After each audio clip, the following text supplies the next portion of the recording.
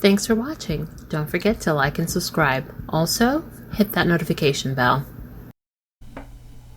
The House of Windsor has been rife with royal scandal for the past few days.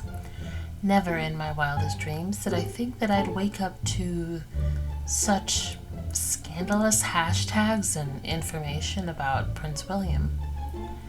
Now, initially I saw William and Catherine trending, then that quickly turned to Prince William affair, which tends to trend every couple of months. And then finally, the pièce de résistance, Prince of P-word.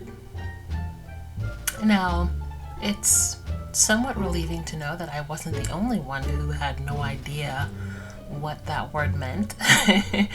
According to Google search information, the search for that particular P word skyrocketed as the hashtag on Twitter grew. And this insane interest in this hashtag did not stay on Twitter alone. By the end of the day, it moved on to Instagram, Facebook, TikTok. I mean, there are some huge accounts, official accounts, that were even commenting on it, some of them making jokes about it. Ryanair even put a post that was a bit hilarious but shockingly irreverent. One of the most interesting things I noticed was that a lot of people were saying, hey, I don't care what happens between William and Kate. I don't care what they do in their relationship. I don't care if this accusation is true or not. You know, we're not here to shame people for their preferences, but what is wrong, what has been wrong, and continues to be wrong, is the way that Harry, and specifically Meghan, is used as a scapegoat. I can't begin to tell you how happy and a little relieved it made me to see so many people around the world pointing that out. As I scroll down these seemingly endless tweets about the Prince of P. And a lot of this sentiment and the comments and tweets about it weren't from Sussex stans, not from the Sussex squad. It's just a lot of random people all over the world who have been paying attention to the goings-on within the royal family, and the UK press, and sometimes the Australian press as well. They have been using Meghan as a scapegoat to hide Prince William's alleged affair and other proclivities. They've been using Meghan to distract from Prince Andrew and his gross things as well. Also using Meghan to distract from Prince Charles and his many scandals, which we will eventually get to.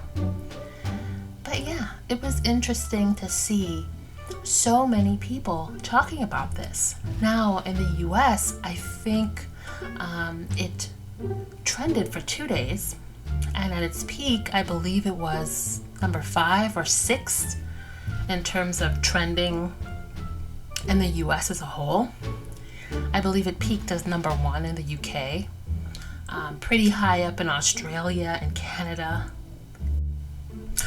It was also very interesting to see that the UK press, while this hashtag Prince of P was trending on a global scale, I believe someone said it trended in about 30 to 35 countries worldwide, which is insane. But while this hashtag is making the rounds, and a lot of older tweets and posts, some of which were on Tumblr, some of which were different bloggers who had spoken about Prince William's preferences, dating as way back as 2015. So I had no idea that this rumor was something that was around. Needless to say, I'm not a royalist, so I never really paid attention to the British royal family. I mean, I didn't even look at William and Kate's wedding, so I'm really ignorant when it comes to a lot of the things dealing with the British royal family, besides the surface level stuff that you see on the news. I never really cared. So I had no idea. It was very eye-opening. But while it's trending globally, and there are articles written, tweets tweeted, no one in the UK press dared to touch it. None of the morning shows, none of these news shows that would happily jump on it had it been about Harry. I mean, shoot, they'd be talking about that for years. Nobody said a thing. It's that invisible contract. Clear as day. And remember, when Harry talked about the invisible contract in the Oprah Winfrey interview, a lot of these royal reporters were like, invisible contract? What is that? That's a lie. We don't know what that is. And these were the same people who said, well, when Harry and Meghan talked about the palace courting these reporters and inviting them to parties around Christmas time, they're the very same ones who are saying, hey, no, that's a lie. Harry and Meghan lie. This Oprah interview is just so inaccurate. We don't know what he's talking about. And then you see Christmas time rolls around, and these are the same clowns who, I'm like, do you not remember you were saying Harry and Meghan lied?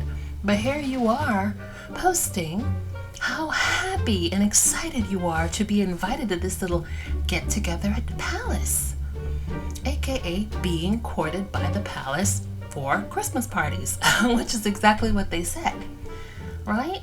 So all of this and the lack of coverage in the British media lets you know, again, another example of the oh so visible invisible contract. Now, I believe someone dared to write an article about it in Australia, I think, but soon enough it was taken away. It was taken down, much like a lot of unsavory articles written about William.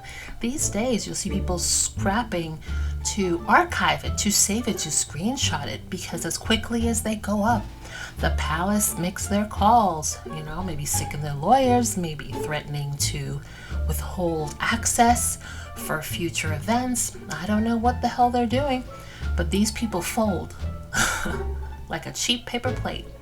And they take down their tweets and they take down those articles because it's the invisible contract at play here. If Harry and Meghan were caught up in this situation where this allegation was about Harry, they wouldn't shut up about it. They'd still be going at it day in and day out for years to come. It's so unfair. But as severely unfair as it has been, it's good to see that a lot of other people have been taking note and have been calling it out with glee. Now, in the US, there have been articles. Even The Cut got in and wrote a rather funny article about the hashtag. Now, The Independent in the UK did sort of kind of touch on it by doing 2 articles in the span of 24 hours that's all about the P, right? So they knew what was going on, and they're like, you know what, we're going to join in the fun, but we're not going to name names, or we're not going to talk about the allegation. We're just going to talk about this specific thing that's trending globally. Wink, wink, right? You can't tell me the fact that they chose that specific day to put up 2 articles about that specific topic is not a nod to the trending hashtag. Now, Ryanair had their tweet, and it was quite viral. And soon enough, the palace called and it was taken down. But Family Guy in the US, which is known for its irreverent humor, joined in on the fun and provided a funny, quirky tweet, which also went viral. There's so many memes and photos that I saw, some of which I dare not add here and share, because they're just really graphic, and I don't want to get in trouble, and also I'd rather not see any of that again. But it was an interesting 2 days. Now, if that wasn't enough, we also had a very recent scandal from Prince Charles, once again getting large sums of money from very problematic folks. So, what is that, like the third scandal with Prince Charles and money within the past year or two? Right? There was the cash for honors scandal. There was the cash in suitcases and shopping bags scandal. And now it's been reported that Prince Charles received $1 million from Osama bin Laden's brother, which is odd to me because I'm thinking, wasn't Prince Harry threatened by Al-Qaeda? Right? He was. And when I talked about that on Twitter, somebody said, yeah, you're right, he was. There's even a full Wikipedia page all about it. So your son gets threatened by this terrorist group, and somehow, some way, you're getting money from the leader of the terrorist group's brother for charity? There's just so much wrong going on with Prince Charles and his charity, and I don't have the confidence in the higher up authority to really do a thorough investigation and get to the bottom of it. I feel like this one again will be swept under the rug, just like the two before. Oh yeah, we're gonna look into it. The first one, Charles's right-hand man, Fawcett, he stepped back and he took the bullet for that one. But the second one, they're like, yeah, we're gonna investigate. They investigated, or so they say, and then say, no problem. Everything's good. And I don't doubt that they're gonna do this again.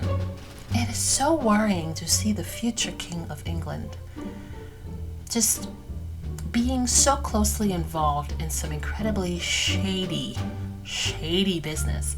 And to think that when he becomes monarch, he's going to be exempt from a lot of laws, right? So no accountability. I mean, he's not being held accountable now, but it's going to be even to a bigger degree when he takes over the role as monarch. It's troubling indeed. Very, very troubling. Now, I don't know if you guys have been paying attention, but Prince William lately has been seeming to try to find ways to silence his mother's words, her story.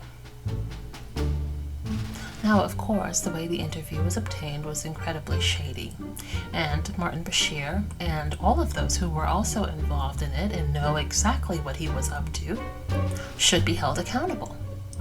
But Diana's words are her own, and William is acting like we don't all know that marriage was indeed crowded. That's not a secret. And the interview itself did not cause the problems in that relationship. It was doomed. Also, let's not forget that Diana had already sent the tapes to Andrew Morton before that interview. So the words that she said in that interview, the BBC interview, is very much the same story, same narrative, told by Princess Diana's biographer, Andrew Morton. But William is trying to have her words silenced, saying that she was paranoid. I don't doubt that she was paranoid. I mean, seeing the way they've been working Harry and Meghan, shoot, I'd be paranoid too. This is some really sinister, overwhelmingly insane stuff to deal with. Unlike Harry, Princess Diana did not have a supportive spouse. Harry has Meghan. He has his good group of friends. He has Meghan's good group of friends. People that they can trust, people who have their back in a way that their family members don't. But they're lucky to have that. Diana didn't. When she asked her brother for refuge, he didn't provide it. She was all on her own. Poor woman. And now William is trying to have her words silenced. How horrible is that?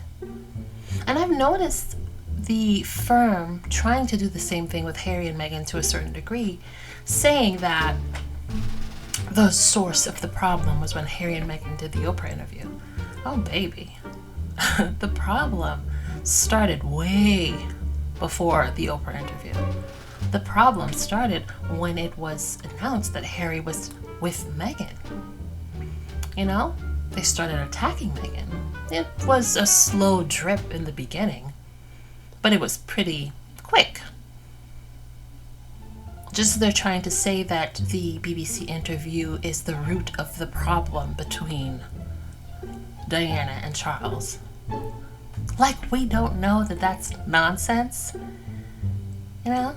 I'm truly convinced that a lot of these people in the palace and these royal sycophants are so deeply engaged in group thinking, so heavily caught in their little bubble, that they forget that we're all watching this in real time, and just because you say something doesn't mean that it's the truth. The problems with Princess Diana and Charles started before their wedding. Camilla was a problem from the get-go, right? The interview is not the source of the problem then, and the Oprah interview for Harry and Meghan is not the source of the problem now.